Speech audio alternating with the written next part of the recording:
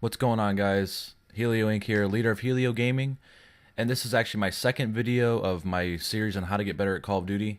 Basically, in this video, I'm going to be going over what it's like to be an objective player, also how to be an objective player, and the different roles you can presume as an objective player. There's a couple things that I wanted to go over just at the beginning of this game. Usually on Strike Zone, I usually drop about 40 kills a game. I got a little surprised at the end. I did hit one of my goals that I was really excited about. I've done it a couple times before, but not too much. And definitely I'll be trying to hit goals higher than what I hit in the end of this game. So if you guys want to bear with me to the end of the video, definitely check it out. It's pretty neat. I start to turn on people and I go pretty big. Also, another quick thing about the gameplay. This was my first game on for the morning, so don't get mad at me if I do some bad shots, but it is what it is. So let's get on with it. So basically, this video is about being an objective player.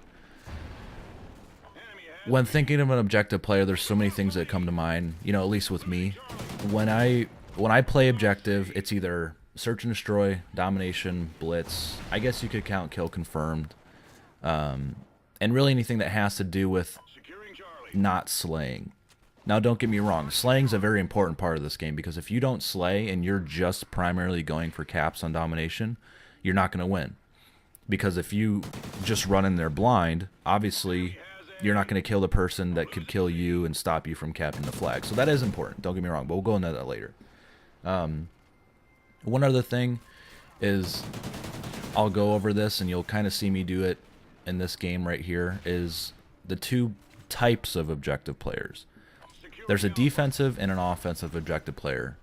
Basically, the one that I play primarily is a defensive objective player, and that's just, hovering around the flags, making sure your teammates can cap the flags, and, giving support.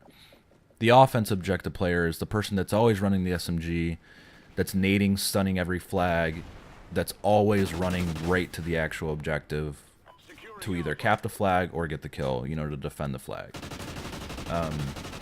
And as you can see during this video, I do a little bit of both, just kind of display, what you should do in certain scenarios.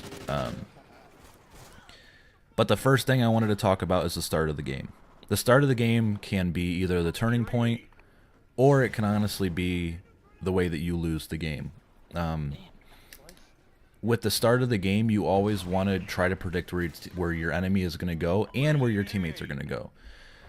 So depending if you're playing with a team or not, usually I'm playing with, Helio, my team that I created. But when I'm playing by myself, I usually don't go for the starting flag because I expect my other teammates to go for it. Not saying that they're bad or anything. It's just saying that I'm predicting that my teammates are going to go for the starting flag, and I have enough support from them to have them capture that flag. So what I'll do is I'll play a defensive role. As you could see at the beginning of the video, I went up top connector and I watched over mid, so they couldn't come through the mid and then kill my teammates on C, because that's what a lot of good players will do. They'll try to stop the C cap when you spawn at C. And that really goes with any map. Now, things like Octane, bigger maps like Warhawk, probably not as much likely, but it definitely can make or break a game on Strike Zone. And then after that, that's when you want to kind of decide what position you want to play. So like I said before, I'm primarily a defensive objective player. So I'm usually running an SMG with trophy systems, or I'm running an assault rifle. Depending on the map, obviously Strike Zone, you want to run an SMG just because of the close quarters. Put steady aim on whether or not you're defensive or offensive. It doesn't really matter. But the nice thing about having those two positions on your team is, like I was saying before, if someone isn't playing a defensive objective support role, you're never going to be able to cap a flag without getting killed yourself. So always try to designate that. Always try to make sure that you let somebody know on your team that either you're going to be defensive, you're going to be offensive, vice versa. It doesn't really matter. You always want to at least try to have two people running each role, 4v4s at least. So like I was saying before, with defensive support, you always want to try to protect your teammates. You always want to try to get the cap if you can, because, I mean, obviously that's going to help your team. It's going to build up the thing faster. But look over them before you jump on the flag. That's something to be very cautious of, because if you all run on the flag, it's easy to get 3-pieced. You know, I tell my teammates this all the time. If you're laying down on the flag, you're most vulnerable because your turn time is a lot slower.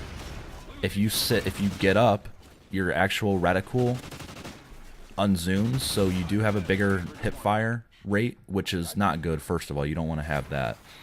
And second, it's just, you die a lot faster when you're laying down. So if you're always moving, if you're always playing that defensive support, if you're always playing objective support, you know, hover around the flag. Don't exactly sit right on top of it and just lay down on it. And you can just watch the video. You know, I do that to a lot of people that go on the C flag earlier in the game and later.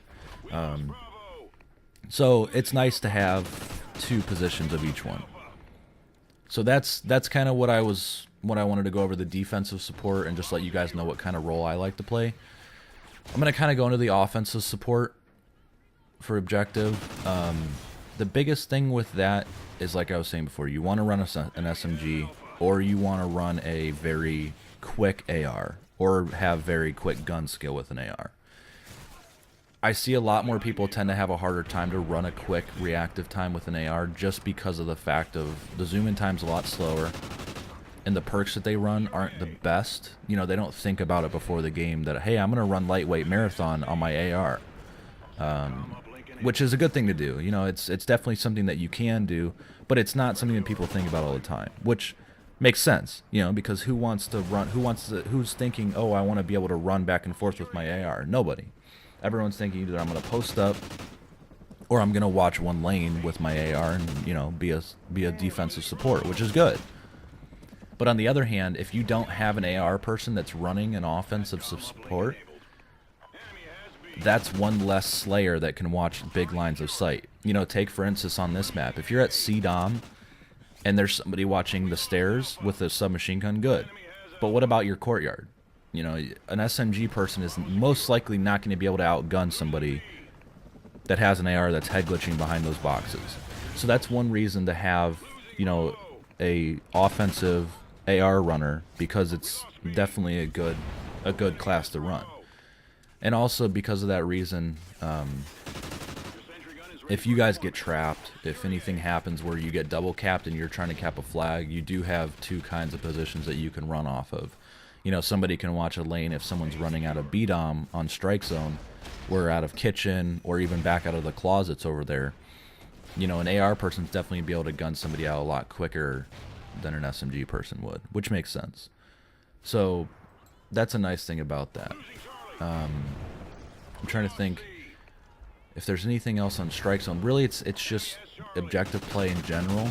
You want to have somebody at least trying to run on domination. At least you want to have somebody running a trophy system too, whether it's an AR or an SMG, because flags like C and flags like A, if the other team's smart, they're always going to try to nade back and forth. And I did have some gameplay on Sovereign that I wanted to upload, but it got ruined for whatever reason, so it's whatever though. But always try to have a trophy system person. Always actually try to have a double nade person as well. Whoever's playing an objective role, and I know this is going to sound silly, but if you have a double nade person, whether it's Semtex or Frags, have those 2 people running next to each other that have the trophy system and the double nade, because if you can double nade a flag, put a trophy system on, or even save your grenades when you're capturing our flag, and then have them, you know, throw them out while you're capturing that flag to where they would be spawning, that's a perfect way to do it as well. So that kind of goes over the 2 objective roles, offensive and defensive.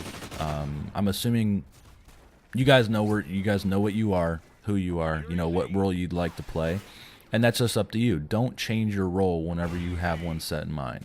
Keep practicing that role. That's how I got a lot better at the game. That's how I'm teaching my teammates to get better at the game, is have a set role and don't change it. Always communicate with your teammates what role you're trying to play, and just stick with it. You know, you're going to get a lot better at the game if you stick with the role that you want to play.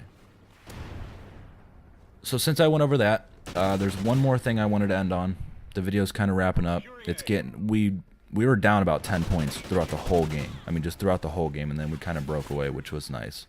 One other thing I wanted to talk about for domination, at least, search and destroy is a little bit different. I'll kind of go into a later video.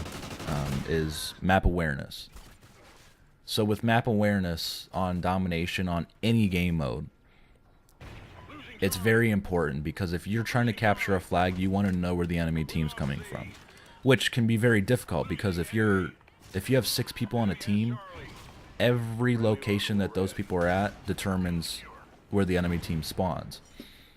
So if you're in kitchen and you have teammates at A, obvious locations that they're going to spawn are down at C, you know, at their neutral flag, or in pro shop, which is good because that's a good spawn trap. But if you have someone break that spawn trap, just forget about it. It's over.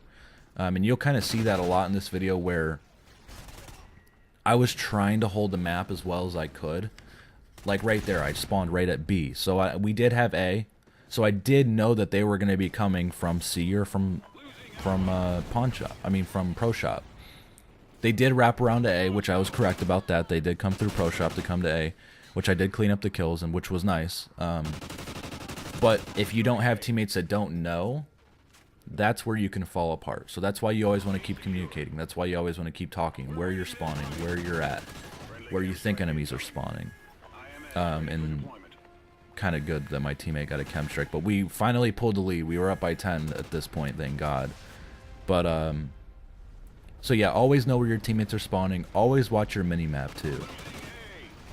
As soon as you see that flag go yellow, always try to recalculate where you think the enemies are going, rethink where they're going, and, you know, just keep slaying, keep going for the objective, keep getting those kills, because that's what's going to make you guys win. And like I said, I'm going to make different objective videos. This one's more of just domination based, and I know it was a little bit more lengthy of a video, but definitely it was, you know, it's good to go over this kind of stuff, because people need to know. You know, I mean, if no one knows what they're doing on objective games and they want to get wins, especially in clan wars, especially in GB, you know, anything like that, you guys need to know. So definitely let me know what game mode you would like to see next, and I'll definitely do it. I'm planning on doing search and destroy next, just because it's pretty straightforward, but a lot of people need to know just simple basic things, you know, just to get your game a little bit better. And that's about it, guys, for domination objective. Just keep on the flags, know your role, and be map aware. And then right here is where I was trying to hit my goal. Hopefully it shows it at the end. I think I dropped, yeah, so at the end I dropped 70 kills, which was cool. So alright guys, this is Helio Inc. I hope you enjoyed. I'll see you in the next one. See ya.